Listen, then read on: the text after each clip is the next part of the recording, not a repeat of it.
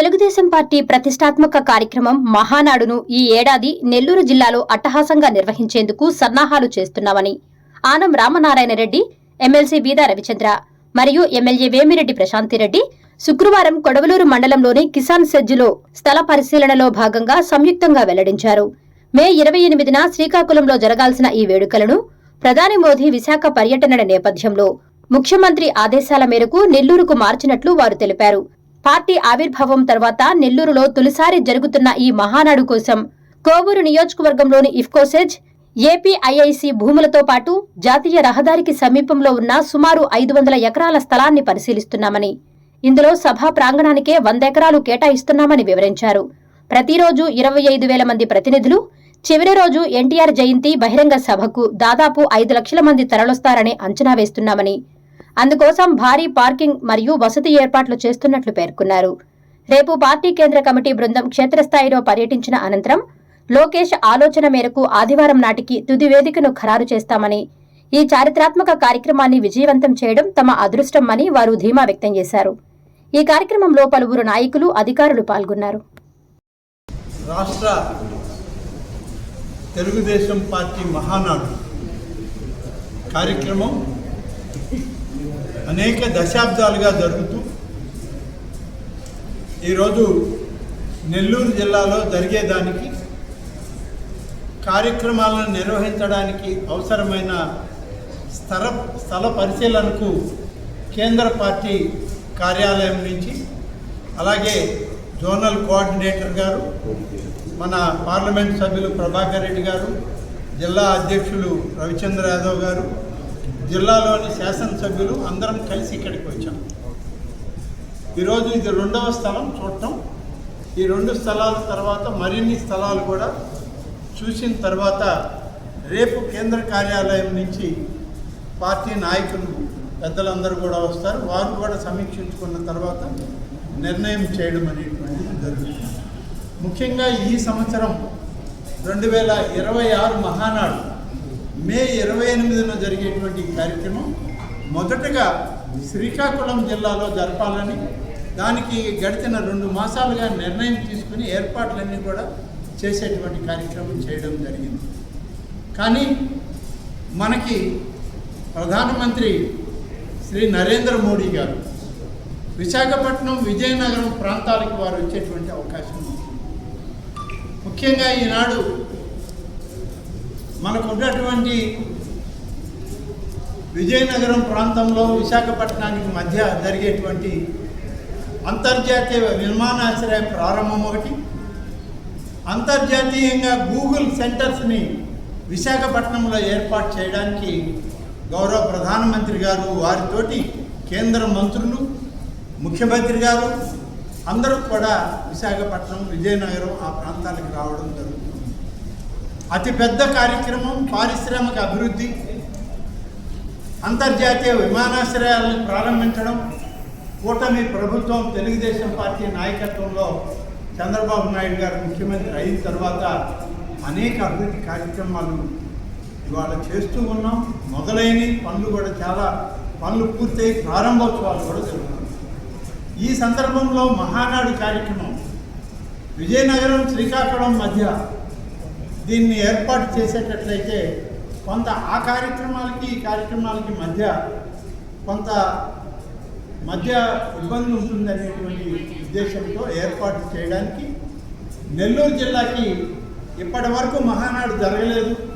మహానాడు కార్యక్రమాన్ని నెల్లూరు జిల్లాలో జరిగితే బాగుందని అనేక మంది పెద్దలు సూచించిన తర్వాత గౌరవ ముఖ్యమంత్రి గారు మమ్మల్ని ఆదేశించి స్థలాలను పరిశీలన చేయడం ముందు అన్ని స్థలాలు ఆమోదయోగ్యంగా ఉండి స్థలం కుదిరితే అట్లాగే ఆలోచన చేద్దామని చెప్పి ముందుగా నిన్ననే వారు ఆదేశాలు ఇచ్చి మమ్మల్ని ఇక్కడికి పంపడం జరిగింది.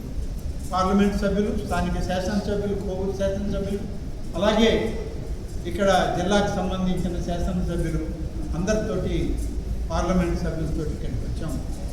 2 స్థలాలు ఇక్కడ చూడడం జరిగింది. ఈ స్థలాలన్నీ కూడా ఈ ఏర్పాట్లు చేయడానికి కొంతవరకు ఉపయోగపడతాయి అనేటువంటి ఆలోచన వచ్చినటువంటి వాళ్ళందరికీ ఉంది. ఇంకా దానికి స్పెషలైజ్డ్ టీం ఉంది, ఆ టీం కూడా రేపు వస్తుంది. ఈలోగా ఇంకొక 2-3 స్థలాలు మేము చూడాల్సినవి ఉన్నాయి. నెల్లూరు సిటీకి దగ్గరలో ఉన్నటువంటి స్థలాలు, నెల్లూరు రూరల్లో ఉన్నటువంటి స్థలాలను కూడా చూసిన తర్వాత రేపు అన్నీ కూడా ఇవాళ సాయంత్రానికి చూసిన ప్రతి స్థలం యొక్క సర్వే మ్యాప్ని, నేషనల్ హైవే, రైల్వే లైన్స్కి దగ్గరగా ఏ ప్రాంతాలు ఉన్నాయి, ఎంతెంత దూరంలో ఉన్నాయి, ఎంత విస్తీర్ణం మాకు అవైలబిలిటీ ఉంది, ఇవన్నీ కూడా మేము పార్టీ కేంద్ర కార్యాలయానికి నివేదిస్తాం. రేపు వచ్చే టీం అన్నీ స్టడీ చేసుకొని వచ్చి ఇక్కడ పెద్దలందరితో మాట్లాడి తిరిగి మళ్ళీ ముఖ్యమంత్రి గారి దృష్టికి తీసుకెళ్ళాక ఇవాళ జాతీయ వర్కింగ్ ప్రెసిడెంట్ అయినటువంటి నారా లోకేష్ గారి ఆలోచన మేరకు మహానాడు స్థలాన్ని పూర్తిగా ఎంపిక చేయడం జరుగుతుంది. ఈరోజు ఇక్కడ ఈ కావాల్సిన స్థలాలు దొరుకుతాయా అనేటువంటి దానిలో కేవలం ఒక మహానాడు సభా ప్రాంగణం ఏర్పాటు చేయడానికే దాదాపు 100 ఎకరాల స్థలం కావాలి. ప్రతిరోజు 25,000 మంది డెలిగేట్స్ రావడం జరుగుతుంది. రాష్ట్ర వ్యాప్తంగా 25,000 మంది 2 రోజుల పాటు ఇక్కడ కార్యక్రమాల్లో పాల్గొంటారు. ముఖ్యమంత్రి గారి బస కూడా ఇక్కడే ఉంటుంది, లోకేష్ గారి బస కూడా ఇక్కడే ఉంటుంది.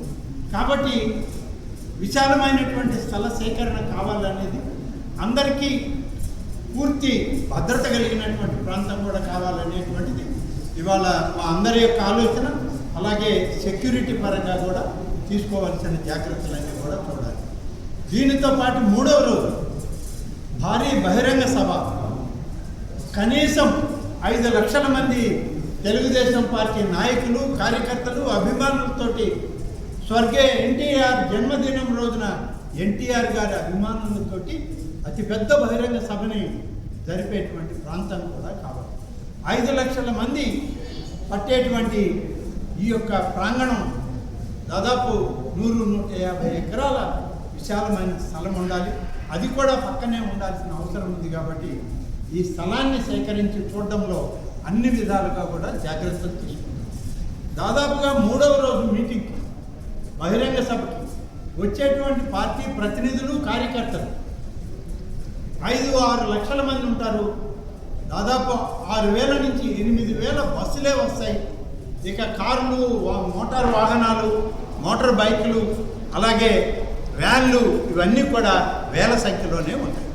వీటన్నిటికీ పార్కింగ్ స్థలం కూడా కావాలి. కనీసం ఈ యొక్క మహానాడు జరగాలి అని అంటే ఒక ప్రాంతమైనా, 2 ప్రాంతాలైనా, 2-3 బిట్లుగా అయినా దాదాపుగా 500 ఎకరాల ఏరియా మాకు అవసరమవుతుంది. దానికి తగ్గట్టుగానే మేము స్థలాలని ఇవాళ చూడడం జరుగుతుంది. ఈ పరిశీలన జరుగుతూ ఉంది. ఇంకా ఇవాళ సాయంత్రం వరకు కూడా అన్ని ఏర్పాట్లకు సంబంధించి చూడడం జరుగుతుంది. వచ్చేటువంటి పార్టీ నాయకులు, కార్యకర్తలు, శాసనసభ్యులు, అనేక మంది పెద్దలు వస్తారు. వారందరికీ కూడా అకామిడేషన్ కూడా 3 రోజుల పాటు ఇక్కడే ఇవ్వాల్సి ఉంటుంది. అకామిడేషన్ ఇవ్వడానికి ఏం చేయాలనేది కూడా, ఎక్కడ దగ్గరగా ఏమేమి ఉన్నాయనేది కూడా మేము మరొక కమిటీ ద్వారా దాన్ని కూడా పరిశీలన చేసి పార్టీకి నివేదిక పంపిస్తాం. Thank you madam. Okay sir. అందరికీ నమస్కారం. ప్రతి ఏటా తెలుగుదేశం పార్టీ స్థాపించిన నాటి నుంచి మే 28వ తారీఖు మహనీయులు